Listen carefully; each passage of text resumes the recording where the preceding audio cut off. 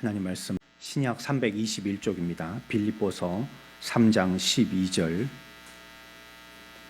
내가 이미 얻었다 함도 아니요 온전히 이루었다 함도 아니라 오직 내가 그리스도 예수께 잡힌 바 된 그것을 잡으려고 달려가노라. 형제들아, 나는 아직 내가 잡은 줄로 여기지 아니하고 오직 한 일, 즉 뒤에 있는 것은 잊어버리고 앞에 있는 것을 잡으려고 표대를 향하여 그리스도 예수 안에서 하나님이 위에서 부르신 부름의 상을 위하여 달려가노라. 아멘. 오늘 우리가 얘기하려고 하는 이 바울 사도는요, 원래 유대교에 있었던 사람 아닙니까? 유대교에서 자기 나름대로는 열심을 했던 사람입니다. 열심히 특심하다라고 할 정도로 열심가였고, 하지만 이 바울이 예수 안에 있는 참 진리를 깨달은 장본인이기 때문에 이제 이전에 있던 자신의 입장이었던 유대교의 입장과 이후에 있는 이 기독신앙의 입장의 두 입장을 대조해 가면서 자기의 경험을 예로 해서 오늘 성경에서 설명을 하고 있습니다. 그리스도를 얻고 나서요, 이제 율법에서 난 의가 아니고요, 믿음으로 난 의를 얻기 위해서 필요하다면 자기에게 있는 것, 또 남은 것 모두 다 기꺼이 이 일을 위해서 버리겠다라고 이렇게 고백하면서 주님을 따르고 있습니다. 한데 우리가 이 시간에 살펴보려고 하는 건 이 바울이라는 인물이 아닙니다. 우리가 늘 하나님의 말씀을 들을 때 집중해야 될 그 포인트를 바르게 찾아야 되는데, 누가 얘기하느냐, 또 그들이 뭘 얘기하느냐, 이것보다도 그들의 입을 통하여서 하나님이 무엇을 말씀하시는가, 이것이 중요한 것이죠. 오늘 우리는 이 본문에 대해서 우리가 읽고 또 이 본문에 대해서 관심을 가지는 것이, 이것이 우리의 현 상태를 아는 것하고요, 또 우리의 현 위치에 대해서 어디에 있는지를 갖다가 알려주는 아주 중요한 포인트를 우리에게 설명하고 있기 때문인 것입니다. 바울은 재능이 있는 사람이잖아요. 또 독보적인 사도였던 것이 맞습니다. 하지만 그가 여기서 말하고 있는 내용은요, 그 한 사람에게만 해당되는 것이 아니라 모든 다른 그리스도인들에게도 다 해당되어지는 말씀인 것입니다. 우리가 무엇을 경험했는지, 이것이 무엇을 믿느냐에 따라서 달라지는 것이고요, 또 우리의 이러한 경험들은 또 무엇을 믿느냐에 따라서 우리의 삶의 여러 가지의 일들이 새롭게 변화를 하게 되어지는 것입니다. 그러니까 잘못된 믿음을 갖고 있다면 잘못된 것을 경험할 수밖에 없는 것이고요, 우리가 잘못된 것들을 따르게 되어진다면 또 우리가 가면서 그 잘못된 길로 따라가는 삶 가운데 여러 가지의 잘못된 것들을 우리가 끊임없이 수용할 수밖에 없게 되어지는 것입니다. 그래서 바울은요, 오늘 읽기는 10절에서부터 읽어봐야 되겠는데요, 14절까지의 말씀에서 세 가지를 얘기하고 있어요. 먼저 바울이 얘기하는 것은 이런 것입니다. 12절에 보면 그리스도가 자기를 붙잡았고 지금 또 붙잡고 계신 것은 특별한 목표에 도달케 하시기 위함이다라고 이렇게 얘기하고 있습니다. 자기는 먼저 붙잡힘을 받았다는 거예요. 우리가 잘 알고 있듯이 바울이 다메섹으로 가는 길 가운데에서 하나님 주의 음성을 들었지 않습니까? 이걸 얘기하는 것입니다. 예수 그리스도께서 바울을 거기서 붙잡으셨죠. 그 길을 가고 있는 자를 붙들으신 것입니다. 12절에서 보면 내가 이미 얻었다 함도 아니요 온전히 이루었다 함도 아니라 오직 내가 그리스도 예수께 잡힌 바라고 얘기하고 있죠. 그분에게 잡혔다는 거예요. 자기가 깨닫고 연구해서 알게 된 것이 아니고요, 그분에게 잡혔다는 것입니다. 근데 이 잡혔다는 이 단어는요, 경찰이 죄인을 체포했다는 이런 뜻입니다. 구속했다는 뜻이에요. 그를 억제하고 붙들었다는 뜻이죠. 그러니까 그에게 의해서 옴짝달싹할 수 없는 사람으로 완전히 그에게 붙들림 받았다는 이런 단어가 바로 잡힌 바라는 뜻입니다. 그러니까 하나님께서 이 바울이라는 사람을 다메섹으로 가는 길 가운데서 붙드신 것은 그냥 더 이상 핍박하지 못하는 존재로, 교회를 해하지 못하게 하기 위해서 그를 정지시킨 것이 아니라 하나님의 어떤 뜻이 있으셔서 그를 붙드셨다는 거예요. 그러니까 여러 길로 가는 여러 사람들이 있는데요. 여러분들이 특별하게 그 사람에게 이유가 있거나 그 사람에게 무엇인가 나와의 관계가 있는 사람은 그 사람의 이름을 부르잖아요. 다 부르지는 않거든요. 야 하고 모든 사람들이 산에 올라가서 뭐 야호 외치듯이 그렇게 하지는 않는단 말이에요. 그 사람은 나하고 특별한 이유가 있고 내가 그 사람에게 말을 해야 될 게 있으니까 그래서 그 사람의 이름을 부르고 그 사람 가는 길을 세우고 돌이켜서 나와 함께 얘기하게 되시듯이 주님도 바울에게 대하여서 특별한 그와 같은 이유가 있어서 그를 가던 길을 멈추도록 붙들어서 그를 잡았다는 것입니다. 10절에서는 그 목표를 얘기하고 있어요. 왜 바울을 붙들어서 잡았느냐? 뭐라고 얘기하고 있냐면요. 우리 10절 다 같이 한번 읽어봅시다. 시작.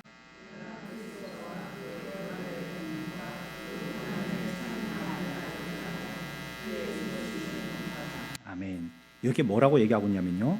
내가 그리스도와 그의 목표를 얘기하고 있는 것입니다. 내가 붙들림 받고 이제 붙들림 받은 자가 되어서 자기가 나가야 할 목표가 있는데 그걸 내가 그리스도와 또한 그 부활의 권능과 또 그 고난에 참여함을 알고자 하여 라고 얘기하고 있어요. 그러니까 바울이 붙들림 받아서 목표하는 것이고 하나님께서 바울을 붙드시고 그에게 목표하는 것입니다. 이렇게 되게 하려고 바울을 붙드셨다라고 얘기하고 있는 것이고 그것은 또한 바울이 붙들림 받았기 때문에 그렇게 되어야 할 자기의 목표이기도 하는 것이죠. 그리스도와 부활의 권능과 고난에 참여함을 알고자 해서 쉽게 얘기한다면 그를 닮게 하려고요. 또 부활의 권능과 고난에 참여하기 위해서이고 그의 죽으심을 본받게 하기 위해서 그를 붙들었다라고 얘기하고 있는 것입니다. 이런 진리는요, 사도가 빌립보서 외에도 그가 기록한 여러 성경들에 많이 표현되어 있는데요. 그 좋은 또 하나의 예를 한번 우리 살펴보도록 하겠습니다. 디도서 2장 11절 찾아봅시다. 우리가 조금만 뒤로 넘기면 디모데서가 있고요. 그 디모데서 바로 뒤에 디도서가 있습니다. 디도서 2장 11절에서 14절 신약 348쪽입니다. 같이 읽습니다. 시작.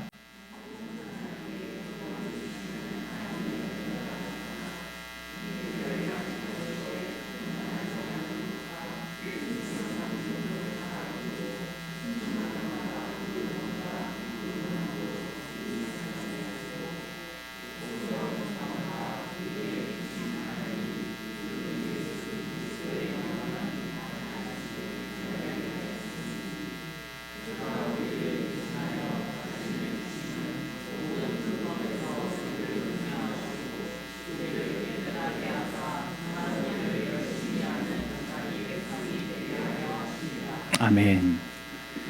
그 바울의 말한 목표는 뭡니까? 그리스도를 알고 그와 온전히 교통하는 것입니다. 저는 이 말씀 앞에서 한참 동안 머물러 쓸 수밖에 없었는데요. 우리가 예수를 믿고 혼란스러워하기도 하고 또 예수를 믿을 때에 우리에게 주신 에너지들을 허비하게 되어지는 이유도 여기 있다라고 생각하기 때문이죠.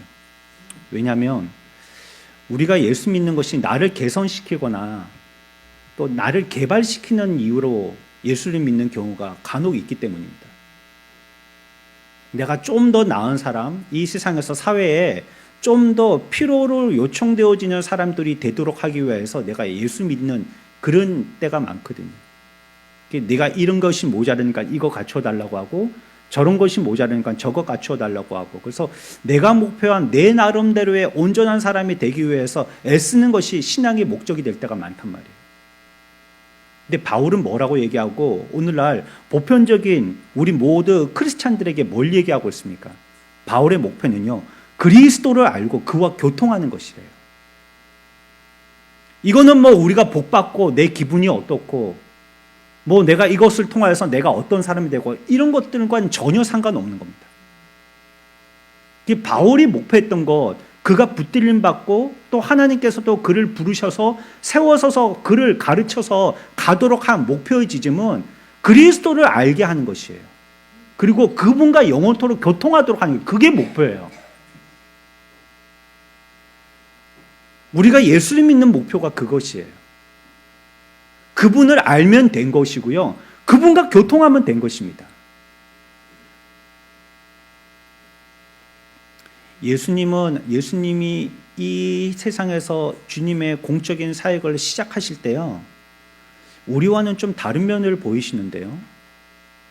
우리들은 일을 하기 위해서 에너지를 보충해야 된다고 생각하지 않습니까?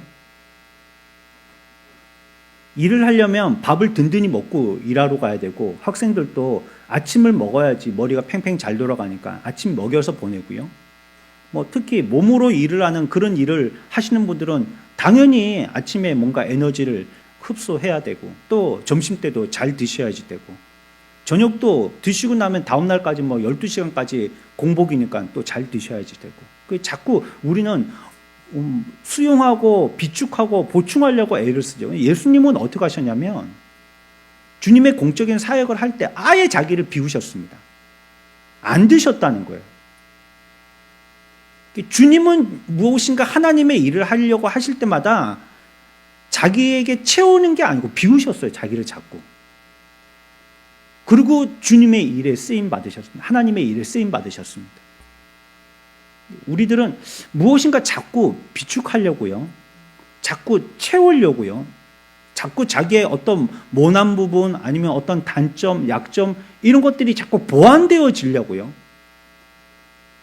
이런데 우리가 애를 쓰고 노력하다 보니까 정작 우리가 매진해야 될 부분에 그것이 다 빠지고 없어져야지만 할 수 있는 그 목표에 이르는 데는 그런 것들이 오히려 많은 방해가 될 때가 많다는 거예요. 그러니까 우리가 본질적으로 채워짐이 우리의 본질적인 목표와 이유가 아닌데, 채워짐을 목표로 하기 때문에 정말로 내가 목표하고 달려가야 할 그 길을 놓쳐버리는 경우가 많다는 거예요. 바울의 목표는 뭐라고 했습니까? 하나님과 교제하는 거고요. 그분과 교통하는 거예요. 그분을 아는 거예요. 그것이 그의 목표고 하나님이 그래서 붙으신 거죠. 죄책에서만 구원받는 것이 아니라요, 죄의 권세에서도 또 오염에서도 구원받는 것입니다. 우리는 그리스도처럼 사는 것이 목표고요, 또 그리스도처럼 죽는 것이 목표고요, 그와 함께 되는 것이 목표인 거예요. 내가 얼마나 더 잘 먹고 더 잘 살고 사람들에게 그럴싸하게 보이는가, 좀 인품 있는 사람으로 인정받을 수 있겠는가, 아니면 나의 단점이 꼭꼭 어떻게 그리스도라는 포장지 갖고 잘 감싸지고 드러나지 않을 수 있는가, 이게 목표가 아니란 말이에요. 그냥 우리는 우리의 모습 그대로 하나님 앞에 노출시키는 것입니다. 그리고 오히려 우리가 나가야 할 목표는 그러한 몸을 이끌고 그냥 주님을 따라가는 것이에요. 그와 같이 되는 거예요. 사마리아 여인이 그랬잖아요. 사마리아 여인. 그에게는 물이 중요한 줄 알고요, 자나깨나 물 생각밖에 없었단 말이에요. 그것이 자기의 삶의 질을 변화시키고 좋게 해줄 거라고 생각했단 말이에요. 그래서 이 물을 어떻게 떠다 주지? 이 물을 어떻게 뜨지? 언제 가서 뜨지? 어떤 사람하고 가서 뜨지? 이걸 떠서 어떻게 쓰지? 이거 갖고 마시고 자기를 씻고 치장하고 사람들에게 그럴싸하게 보이고, 또 그것 가지고 자기의 가람을 해결하고, 그러면 시원하고 든든하고 다른 사람들하고 비슷하게 된 것 같고, 사마리아 여인의 관심은 온통 그거였단 말이에요. 근데 주님은 뭘 주셨습니까? 물을 떠다 주시는 방법이라든지 물을 주신 것이 아니라 네게 물을 달라고 한 그 사람이 누군지 그거 알으라고 얘기해 주셨거든요. 그러니까 물이 아니라 물에 대해서 가르쳐 주신 그리스도에게 집중하라고 그리스도를 가르쳐 줬단 말이에요.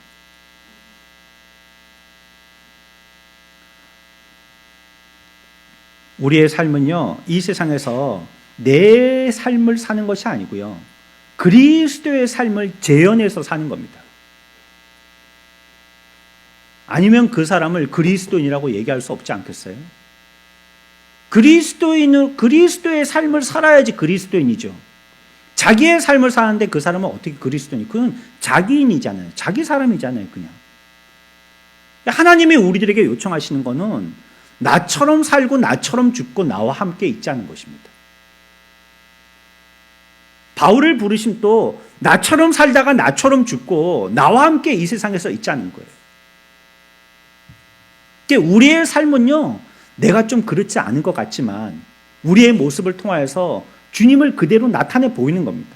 그래서 어쩜 우리들은 이 세상 사는데 이중인격적인 삶을 살 수밖에 없는 거죠. 나하고 주님의 인격은 너무나도 괴리가 있으니까. 당연하게 그렇죠. 내가 어떻게 하나님입니까? 그러나 하나님은 나를 통하여서 하나님이 드러나기를 원하시는 것이거든요.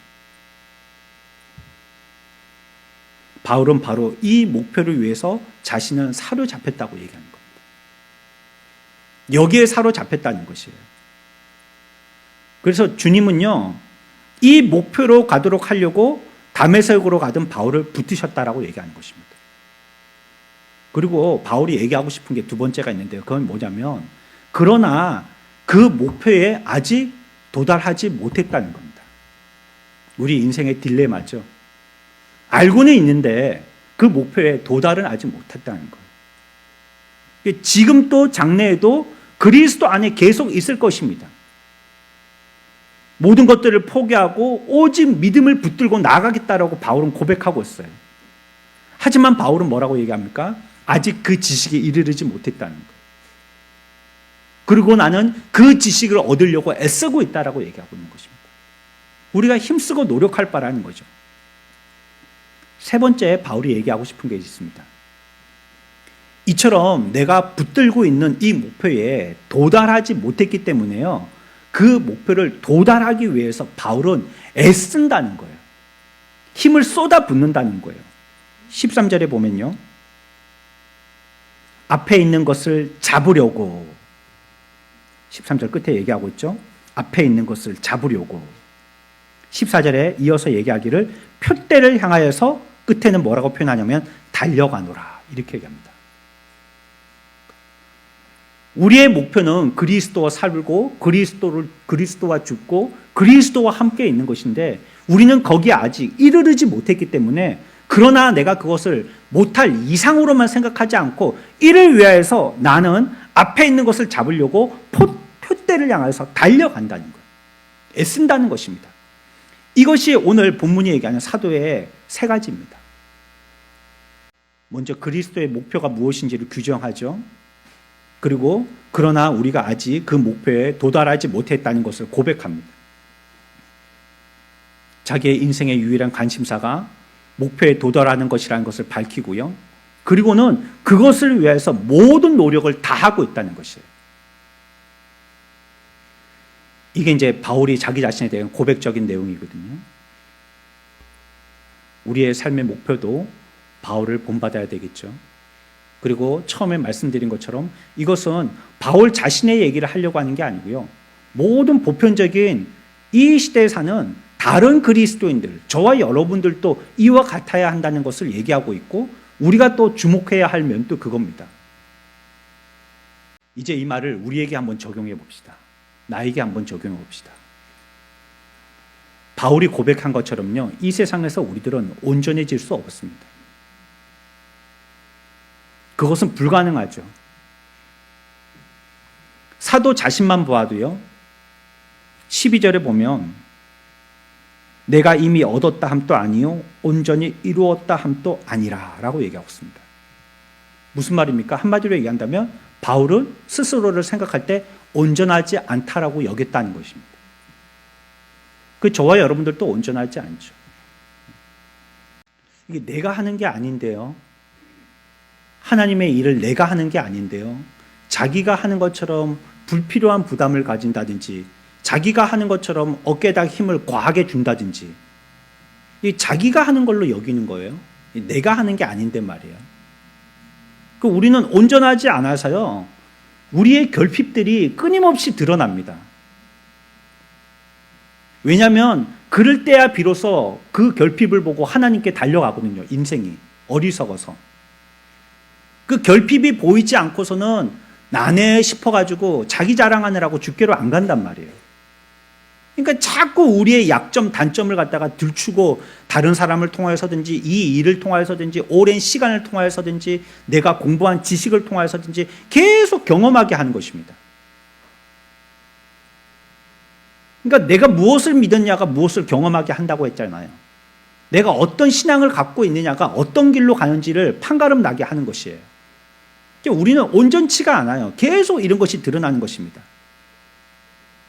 근데 15절에 보면요, 조금 다른 표현이 나와요. 15절 볼까요? 그러므로 누구든지 우리 어떤 자들요?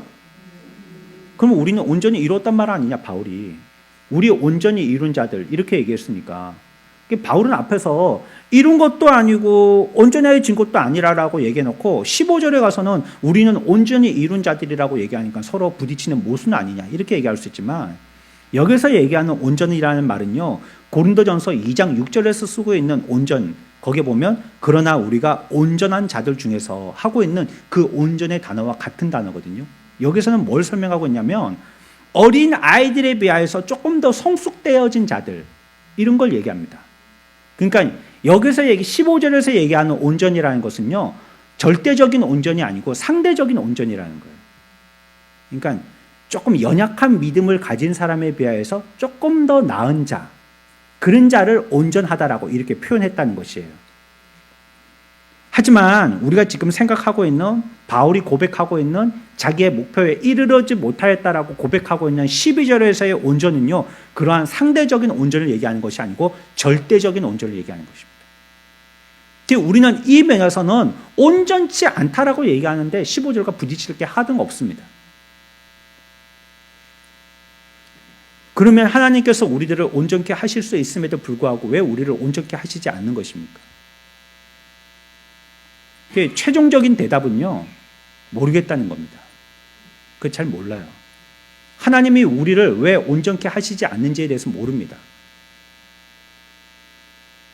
우리는 성령을 통하여서 온전해질 수 있다는 것을 알 뿐, 우리는 온전하지 않은 이유가 무엇 때문인지는 성경이 얘기하고 있질 않아요.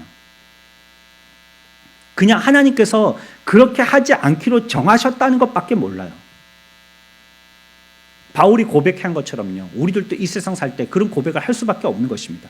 추측해 본다면요, 성경이 설명하고 있지는 않지만 성경의 여러 면들을 읽고 우리가 믿어오면서 한번 예상해 본다면, 이 땅에서 우리를 낮추어서요, 자랑하지 못하게 하고요, 하나님께 대해서 전적으로 의지하게 하여서요, 그리고 제가 계속 우리 속에서 이런 영향력 있는 모습으로 두게 하셔서요, 그분을 더욱더 바라보도록 하기 위해서 우리를 온전하게 하지 않으신 것이 아닌가, 이렇게 생각해 보는 겁니다. 하나님이 못해서가 아니라 그름을 통하여서 우리를 낮추시고 자랑치 못하게 하고 그분을 더욱더 의지하게 하려고, 그래서 우리를 온전한 데 이르도록 우리를 이끌기는 하시지만 우리가 아직 온전의 그 결승점에 도달하지는 못하게 하신 것이 아닌가 생각해 보는 겁니다.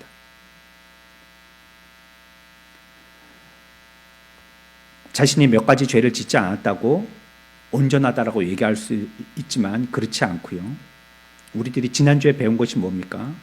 행동의 온전뿐만이 아니라 마음의 온전도 필요하다라고 얘기했죠. 흠이 없어야 될 뿐만이 아니라 뭐 하기까지 해야 된다고요? 순전해야 된다라고 얘기했죠. 그게 우리들에게 필요한 것입니다. 그런데 뭐 행동 몇 가지 사람들에게 좀 거룩해 보인다고 말이에요, 내가 온전한 자로 여겨서는 안 된다는 것입니다. 그리고 주변 사람들이나 옛날에 비해서 나는 좀 더 온전하다, 많이 알고 많이 공부했으니까 성경에 대해서 우리가 많은 기회를 통하여서 또 자기가 스스로 연구하고 해가지고 또 알게 됐으니까, 또 그 사람들의 그러한 초보적인 옛날의 신앙에 비하여서 오늘날은 좀 더 성숙된 신앙이니까 그래서 나는 좀 더 온전하다, 이렇게 여길 수 있지만 사실 그렇다라고 말할 수는 없는 거죠. 사도의 기준은요, 온전히 교통하고요, 온전히 교제함으로써 그를 아는 것입니다. 그것이 그의 목적이다라고 얘기하는 것입니다. 그러니까 죄를 짓지만 않는 것이 아니라 죄를 생각하지도 않고 꾀하지도 않고 건드리지도 않고 그러면서 부활의 권능을 믿는 이런 힘을 얘기하는 것입니다. 그런 것이 우리 그리스도인의 목표라고 얘기하고 있는 거예요. 오늘날은 너무 다양하고 너무 다변화가 되어져서요. 예수 믿는 목적들이 너무 많아졌어요. 너무 많아졌어요. 그래서 자기가 정작 예수 믿는 게 왜 믿는지를 잃어버리는 사람들도 있단 말이에요. 근데 교회 와서 성공하고 승리하고 뭐 사람들에게 좋은 말 듣고 회복하고 이제 어깨에 으슥하고 뭐 자존심 강한 사람이 되어진다든지 아니면 뭔가 이렇게 다시 채워진다든지 그래서 뭐 기분 좋아진다든지 위로받는다든지 이런 게 우리의 신앙의 목표가 되어버리고 또 우리가 참으로 믿고 따라가야 할 그 목적의 말씀 이런 건 없고 그냥 뭐 사랑합니다. 뭐 그냥 위로합니다. 이런 말만 듣기를 좋아하는 이런 시대가 되어서요. 우리가 예수를 왜 믿는지 가는 데마다 다 다르게 얘기한단 말이에요. 쓴 책마다 다 다르게 얘기한단 말이에요. 그럼 도대체 나는 어느 길로 가야 되는 거야? 예수 믿는다고 교회에 발을 들였는데 예수 믿는데도 이렇게 수만 갈래 길이 있으니 도대체 나는 어느 길로 가야 돼? 오히려 예수 믿고 더들 고뇌에 빠진단 말이에요. 성경은 우리들에게 정확한 걸 얘기하잖아요. 바울을 통해서 우리가 분명한 걸 얘기하잖아요. 우리가 그와 교통하고 그를 교제하고 그를 아는 것 이게 예수 믿는 거예요. 그게 우리가 힘쓸 바예요. 예배당 와서 우리들도 기대하고 바라는 것이 그거예요. 그러기 위해서는 우리가 그 고난에 참여하고요. 그의 죽으심도 본받아야 됩니다. 그분으로부터 받는 혜택은 좋아하지만 그분을 믿음으로써 오는 고난은 우리들은 다 회피하고 실타라고 외면하기가 쉽죠. 그러나 이것조차도 예수 믿는 것입니다. 온전케 되는 일과 완전한 성화는요 어떻게 되어집니까? 이것이 우리의 목표인 줄 안다면 우리가 그렇고 온전한 자가 되지 않았다는 걸 안다면 이를 위해서 우리는 애써야 되는 것이죠. 이게 갑자기 되는 게 아니란 말이에요. 어린아이가 낳았다고 한 번에 부 큽니까? 나참모차 어린이 되는 그런 아이가 어디 있어요? 그런 사람이 어디 있어요?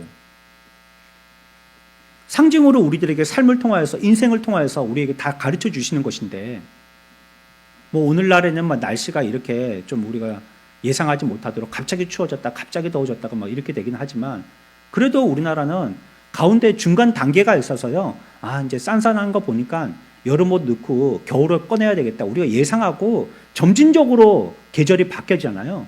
겨울도 갑자기 여름으로 바뀌는 건 아니잖아요. 이제 조금 따뜻하고 꽃도 피고 이제 긴팔 외투가 좀 답답한 느낌이 들고 아니 그러면 이제 조금 따뜻해지는가 보다 하고 이제 짧은 팔 옷 꺼내고 여름 준비하는 것 아니겠어요. 우리의 신앙도 점진적인 거예요. 한번 그렇게 설명드린 적이 있습니다. 평생을 살면서 자기가 고민하고 고뇌했던 그 부분을 상담사에게 와서요. 상담하는 그 1시간 동안 선생님 내 이 1시간 동안 지금까지 살아왔던 내 인생의 문제를 해결해 주십시오. 이렇게 찾아오는 내담자는 없다는 거예요. 그리고 그러한 내담자를 완전히 1시간 만에 그 삶을 변화시키는 상담자도 없다는 거예요. 어떻게 인생에 살아왔던 모든 문제를 갖다가 1시간 상담해서 해결하겠어요? 우리가 예수 믿는 것도 물론 하나님의 은혜로 우리가 전격적으로 변화받을 수 있습니다. 그러나 이런 목표는 우리가 온전해지기 위해서 이 땅에서 살고 있는 우리의 끊임없는 노력, 점진적인 수고를 통해서 되어지는 거예요. 저와 여러분들이 처음부터 좋은 사람이었었습니까? 아직도 그 나쁜 사람의 기질이 저 밑에 숨어 있고요. 해집으면 그게 이렇게 고개를 띠밀고 드러나지만 말이죠. 그게 한 번이 그렇게 왈칵되는 게 아니란 말이에요. 조금씩 또 됐다가 돌아왔다가 됐다가 돌아왔다가 됐다가 돌아왔다가 이걸 반복하면서 조금씩 콩나물 크듯이 그렇게 큰다는 말이에요. 그래서 사도는 14절에 뭐라고 얘기하고 있습니까? 이를 위해서 14절 끝에 달려간다는 거예요. 끊임없이. 우리는 이미 온 줄 알고 여기서 자꾸 쉬려고 한단 말이에요. 우리는 온전해질 수 없다는 이 전제를 믿지 못하고 이미 자기가 다른 사람들에 비해서든지 자기 스스로가 생각할 때 판단에 온전하다라고 생각해서 이만하면 돼 하고 안 달려가고 쉰단 말이에요. 여기서. 이 세상은 우리가 격려할 곳이나 휴식처가 아닙니다. 달려가야 할 곳입니다. 우리의 목표 지점을 향해서 끊임없이 항진해야 될 곳이란 말이에요.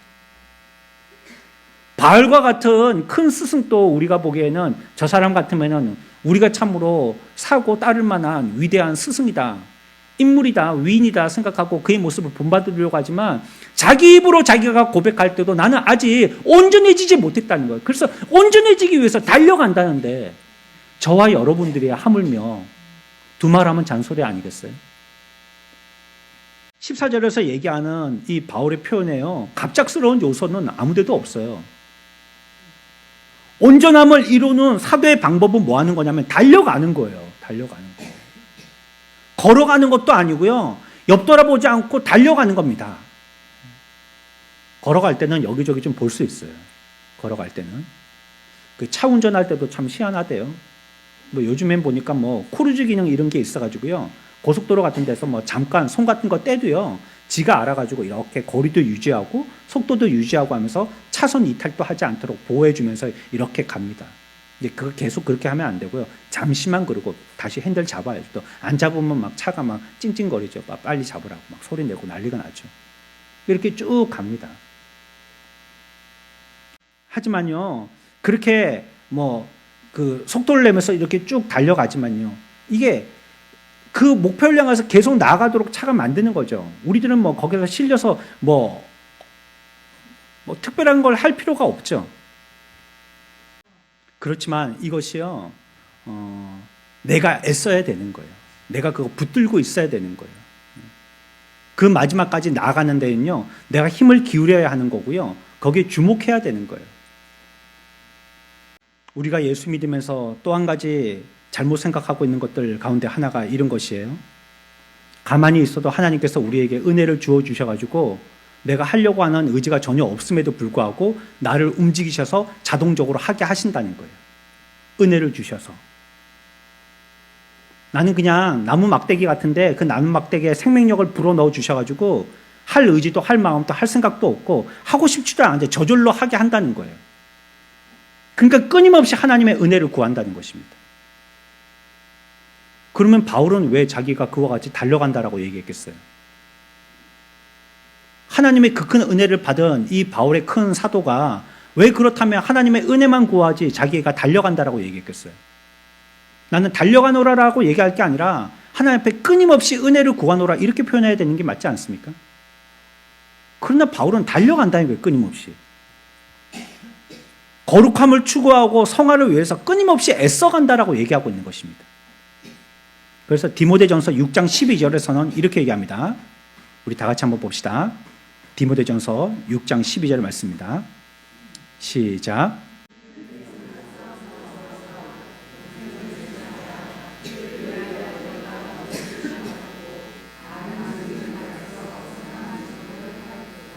아멘. 어떻게 하라고요? 믿음의 선한 싸움을 싸우라는 것입니다.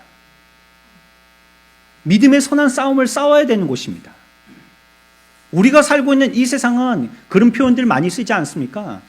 우리가 타고 있는 이 배가요, 유람선이 아니에요.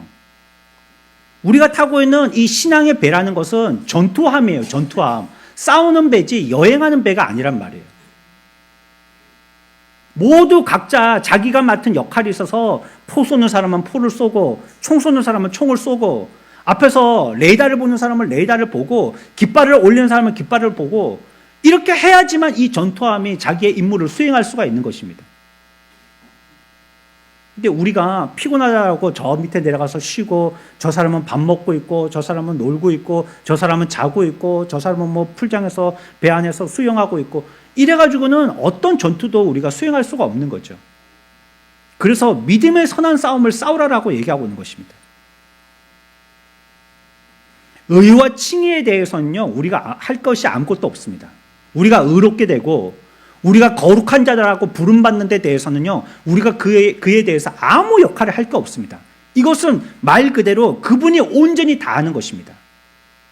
나의 의로움이 나의 행위로 말미암지 절대 않기 때문에 그것은 내가 노력해서 될 건 아니라는 거예요. 100% 하나님의 은혜로 되는 것입니다. 그러나 구원받고 나서 새 생명을 얻은 이후에 우리가 성화를 이루어 나가는 데는요, 내가 가만히 있어서는 안 되는 것이죠.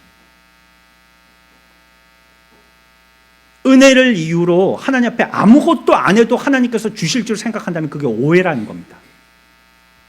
우리가 힘쓰고 애를 쓰고 바울이 얘기한 것처럼 그와 같이 달려가야 된다는 것이에요. 그래서 우리에게 필요한 것은요, 첫 번째 전제 그것입니다. 우리가 온전함에 이르지 못한 부족한 존재라는 것, 이걸 먼저 첫 번째로 인정하는 것입니다. 내가 그런 자라는 것을 깨닫는 거예요. 그런데 이것은 스스로가 이 전제를 갖다가 이해하고 내세우게 되어질 때 자기가 오히려 구원의 확신이 부족하여지고 빼앗기기는커녕 이것이 오히려 확신의 분명한 토대가 되는 것입니다. 그러니까 바울처럼 고백한 사람이 구원받은 자이고 바울처럼 고백한 사람이 생명을 가진 자라고 얘기할 수가 있는 것이에요. 나는 온전치 못하다라고 얘기하는 겁니다. 오늘 제목과 같이 우리의 삶은 온전치 못하다라고 고백하는 것입니다. 우리들은 스스로에게 대해서 온전치 못함을 거울을 보고 인정해야 돼요. 그리고 서로가 볼 때에도 그 사람의 온전치 못함을 인정해야 돼요. 우리는 온전치 못하기 때문에 주님 앞에 온 것이고요. 우리가 온전치 못함이 우리를 구원으로 인도한다는 거예요. 여러분들도 바울처럼요, 아직 얻지 못했고 이루지 못했고 붙잡지 못했고 갈 길이 멀다고 여겨지십니까? 그렇다면 우리들에게는 그나마 영적인 생명이 있는 것입니다. 우리가 온전치 못하다고 스스로가 느껴진다면 그 자체가 그리스도인이라는 증거입니다. 우리는 우리의 삶에 만족하고 있습니까? 바울은 만족하지 못했어요. 바울은 어떤 사람인가요? 셋째 하늘에까지 올라간 사람입니다. 어떤 누구도 올라가 보지 못했던, 그래 하늘의 천상의 높이까지 올라갔던 사람입니다. 그러나 그는 만족하지 못했어요.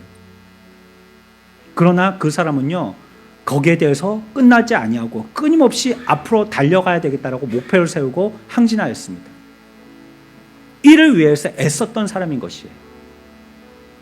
그렇다면 저와 여러분들도 그와 같이 오늘 나는 달려가고 있는지 자문해 보아야 되겠죠.